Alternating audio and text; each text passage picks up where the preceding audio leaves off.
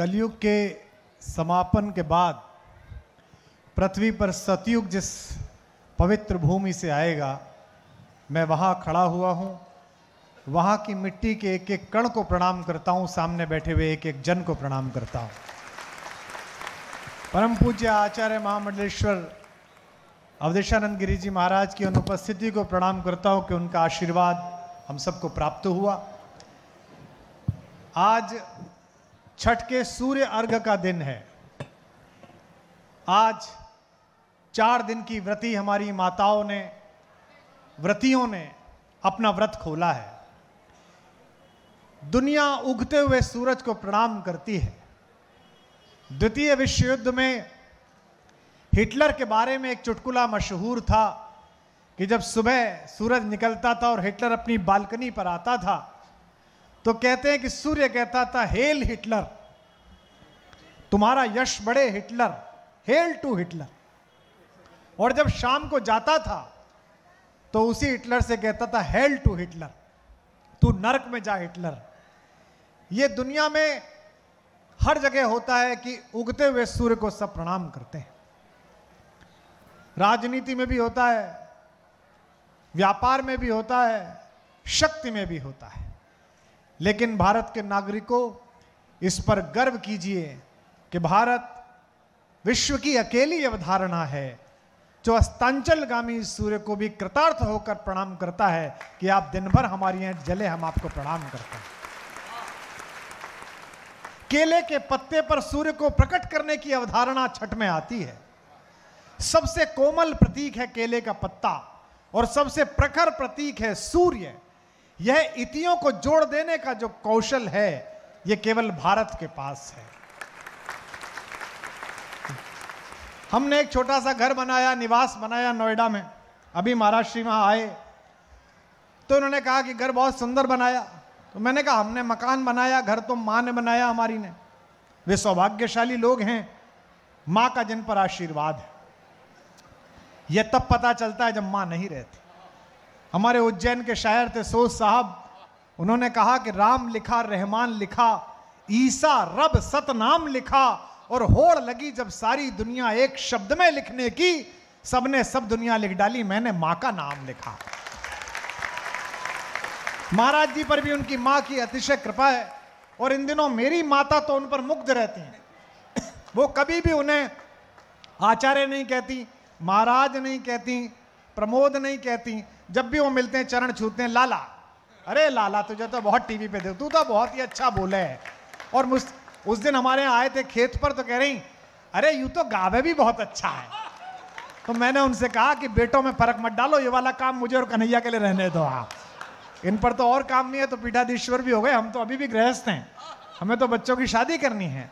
देखो ये संकल्प सबका है। भगवान का आगमन है, उससे पहले यहाँ ऐसे वृक्ष लगाए जाएं, यहाँ ऐसे पक्षी लाकर छोड़े जाएं, यहाँ ऐसा गौवंश विकसित किया जाए, यहाँ ऐसा माहौल बना दिया जाए कि भगवान जब पृथ्वी पर आए और कल्की पीठ का वैभव देखें, जब 85 फीट ऊंचे गर्भगृह के नीचे अपना स्थान देखें, तो जैसे अभी दीपावली पर आपकी बेटियों ने अल्पना बनाई और आपने बाहर आकर फोटो खींचकर फेसबुक पर लगाया कि बेटियों ने अल्पना बनाई, भगवान जब कल्की पीठ का वैभव देखें, जब कल्की अवतार के रूप में आए, तो मुस्कुराकर हमारी भारतेश्वरी माता पद्मा से ये कहें, बच्चों ने इंतजाम तो अच्छा किया है, बच्चों ने काम तो अच्छा किया।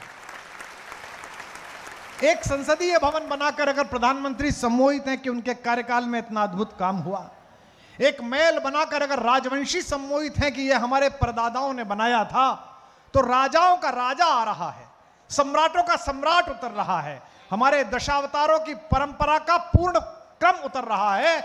ऐसे में मेरी जिम्मेदारी नहीं है, आचार्य प्रमोद कृष्णम की जिम्मेदारी नहीं है, आचार्य महामंडलेश्वर हमारे अभी पधारे हैं, उनकी भी केवल जिम्मेदारी नहीं है। विश्व में जिसने भी जम्हाई लेते हुए राम कहा है, जिसने भी बच्चे को खिलाते हुए उसे कन्हैया कहा है, जिसने भी शोक के समय में एक पत्थर के गोले के सम्मुख उसमें शंकर को स्थापित कर अपना माथा झुकाया है, उस हर आस्तिक की जिम्मेदारी है कि कल की पीठ विश्व के सर्वोत्तम उन्नत पीठों में से एक होना चाहिए।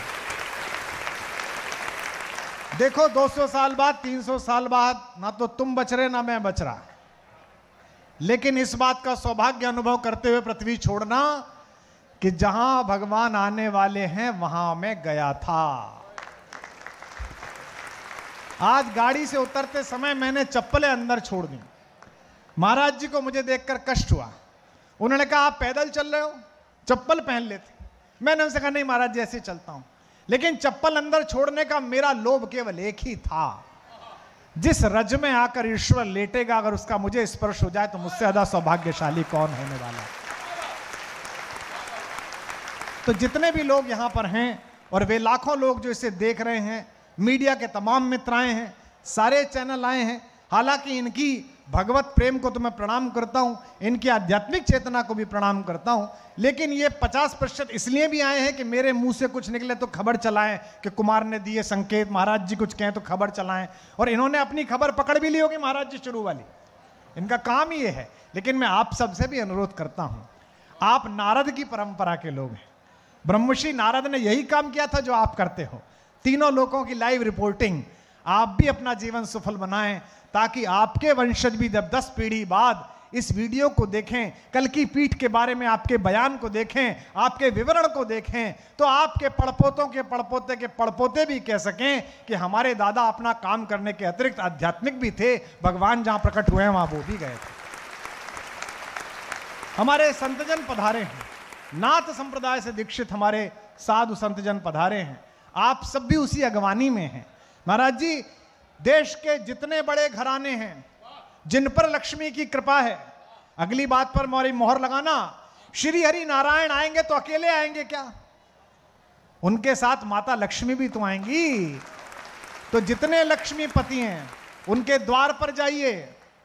आपने तो अब तो पेन भी ऐसा लिया कि फैला सकते हो, इसमें क्या दिक्कत है भाई। अजीब आश्चर्य है, जमीन अपनी, खरीद अपनी, विवाद नहीं, लीज की नहीं, हमारा भगवान, हमारा मंदिर, और पूरी दुनिया के पेट में दर्द के 15 साल तक अनुमति नहीं मिली कि भगवान का मंदिर नहीं बनेगा।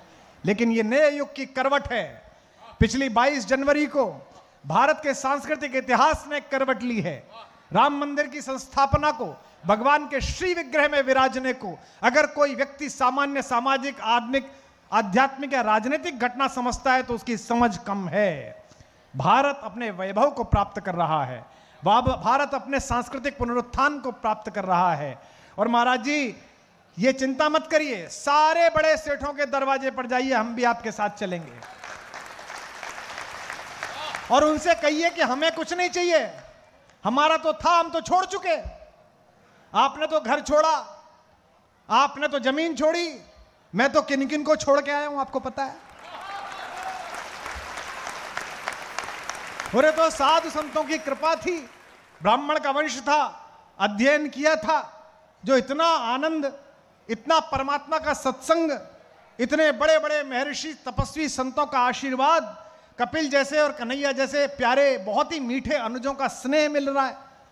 वरना हमने ठीक से धर्म ना पढ़ा होता तो हम भी दारू का हिसाब दे रहे होते वहां बैठ के, कहां चलेगी कहां नहीं चलेगी। ये तो इससे ही मिला, क्योंकि भगवान जो कराएगा आप केवल माध्यम हैं, आप बस खड़े रहिएगा। जब हम लोग वहां गए थे 22 तारीख को, हम सभी लोग थे अयोध्या में, जहां प्रधानमंत्री जी उद्बोधन कर रहे थे उसके ठीक सामने हम बैठे हुए थे। कन्हैया वहीं था, कपिल भैया वहीं थे, हम सब लोग वहीं पर थे। जैसे ही श्री विग्रह उतरा सामने, मैं रोने लगा। तो संध्या के समय सरयू मैया के किनारे देश के एक प्रसिद्ध पत्रकार हैं सुमित अवस्थी, उन्होंने मुझसे पूछा कि कुमार भाई आप कल तक तो बड़े प्रसन्न थे, नाच रहे थे सड़क पर, रोने क्यों लगे? मैंने कहा मैं रोने इसलिए लगा कि आज से 500 वर्ष पूर्व महाराज जी आपने तो केवल 15 वर्ष संघर्ष करा न्यायालय में, न्याय के देवता ने तो 500 साल संघर्ष करा अपने श्री विग्रह में विराजित होने के लिए।